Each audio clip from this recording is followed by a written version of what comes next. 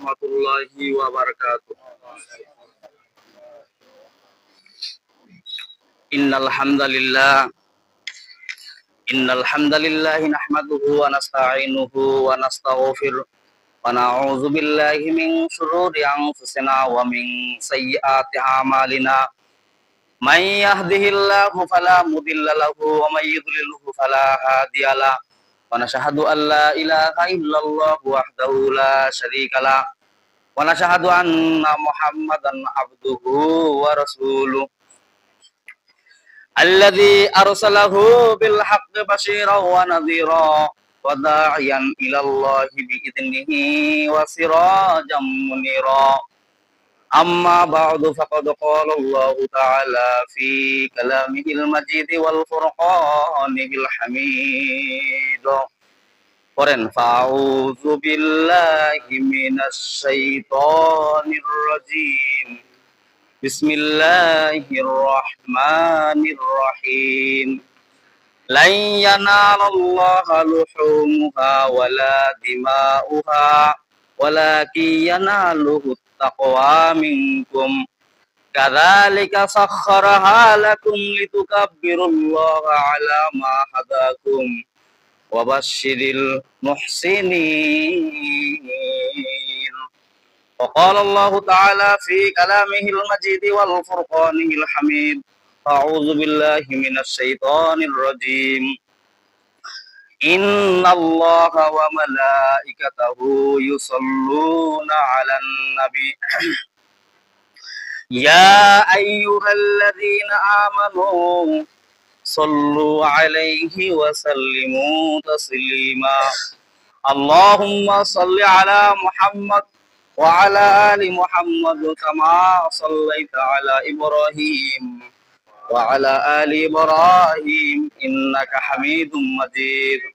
Allahumma barik 'ala Muhammad wa 'ala ali Muhammad kama barakta 'ala Ibrahim wa 'ala ali Ibrahim innaka Hamidum Majid. Allahumma salli 'ala Muhammad kama shallaita 'ala Ibrahim wa 'ala ali Ibrahim innaka Hamidum Majid. Allahumma barik 'ala Muhammad wa 'ala ali Muhammad kama barakta 'ala Ibrahim wa 'ala ali Ibrahim innaka Hamidum Majid. Balagal ula bi kamalihi hasunatu jami'u khisalihi sallu alaihi wa alihi. Qur'an balagal ula bi kamalihi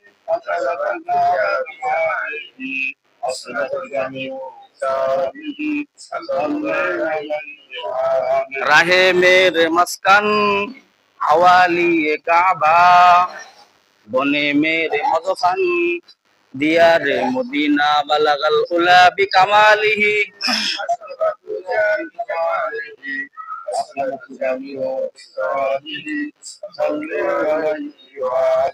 ইমানের পথে অবিচল থেকে আমার মরণ যেন হয়। বলেন না আমিন। ইমানের পথে অবিচল থেকে আমার মরণ যেন হয়।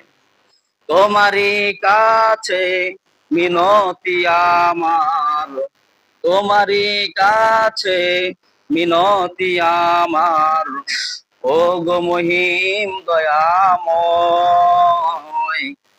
ইমানের পথে অবিচল থেকে আমার মরণ যেন হয়। ইমানের পথে অবিচল থেকে আমার মরণ যেন হয়। আলহামদুলিল্লাহ, সমস্ত প্রশংসা সেই মহান রব্বুল আলামিনের, যিনি আমাদের জিলহজ মাসের প্রথম জুমায় শরীক হওয়ার তৌফিক দান করলেন। সেই মহান দরবারে আমরা শুকরিয়া জ্ঞাপন করি। আমরা সকলে অন্তর থেকে তাকওয়াবান হয়ে বলি আলহামদুলিল্লাহ। আল্লাহ পাক কালামের ভিতর বলেন লা ইন শাকারতুম লা আযিদান্নাকুম ওয়া লা ইন কাফারতুম ইন্না আযাবি লাশাদীদ। যে বান্দা আমার নিয়ামত পায়, নিয়ামতের শুকরিয়া আদায় করে, তার নিয়ামতকে আমি আল্লাহ পাক বাড়ায় দিই বলি সুবহানাল্লাহ। আর যে বান্দা আমার নিয়ামত পাইলো, নিয়ামতের না শুকরিয়া আদায় করে, তার নিয়ামতকে আমি আল্লাহ পাক সিনাই নিয়া ইন্না আযাবি লাশাদীদ, শক্ত আযাব দ্বারা গ্রেফতার করি বলি নাউযুবিল্লাহি মিন যালিক। আল্লাহুম্মা সাল্লি সালাতান কামিলান ওয়া সাল্লি সালামান আলা মুহাম্মদ। একটু সকলে আওয়াজ করে বলি সাল্লাল্লাহু আলাইহি ওয়াসাল্লাম। জিলহজ মাসের 9 তারিখে হলো সৌদি আরবে কুরবানি ঈদ। আর বাংলাদেশে কয় তারিখে বলেন? তাহলে কি বার পড়তেছে বলেন দেখি? শনিবার পড়তেছে, আর শুক্রবারে পড়তেছে ওই সৌদি আরবে তারপরের দিন। আর জিলহজ মাসের যখন চাঁদ উঠতো, সাহাবীরা জিজ্ঞাসা, গরিব সাহাবী বিশ্ব নবীর কাছে যায়, বললেন যে হুজুর, আমরা তো গরিব সাহাবী, আমরা কিভাবে কুরবানি করব? আমরা তো কুরবানি করতে পারি না। বিশ্ব নবীজি বললেন, যখন নাকি তুমি জিলহজের চাঁদ দেখবা, কি দেখবা? জিলহজ মাসের চাঁদ উঠছে না, না বাকি আছে? উঠে নাই? আজকে জিলহজ মাসের 2 তারিখ, চাঁদ উঠে গেছে।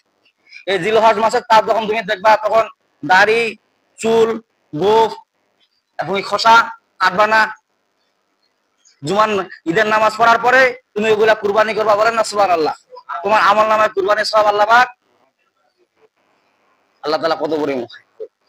এজন্য আল্লাহ বললেন যে আমি আল্লাহ কেমন? আল্লাহ আমি আল্লাহ দয়ালু। কেমন দয়ালু?